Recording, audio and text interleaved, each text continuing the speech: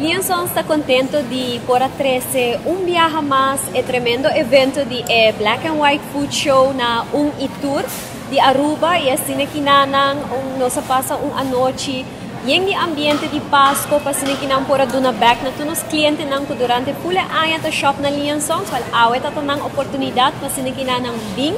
e gosta de noite placentero em companhia de gaita talentoso que põe tour baila e também de messing lupida e tremendo tastings nang kuno sa ting awe durante o Black and White Food Show na uno ko nang por a purba diferente plato nang special ku awaro traha que produto na Liansons e também de messing lupida e tremendo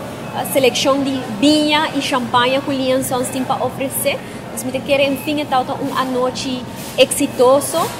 para nós de Liansons para assim que não por pôr todos os clientes não gosta de noite inolvidável, viaje mais. Me quero recordar tur gente riba horário não especial de Liansons, pelo que trata dia de fiesta, nós lo tá abrir back com horário normal 27 de dezembro até com 9 horas, no lubida já domingo 28 de dezembro também nós lo tá abrir até com 9 horas da noite para se não por se tuvo last minute New Year shopping e de mês dia 1 nós vai estar cerrado, pero dia 31 nós tá abrir até com 5 horas da tarde para se não que não abo para desfrutar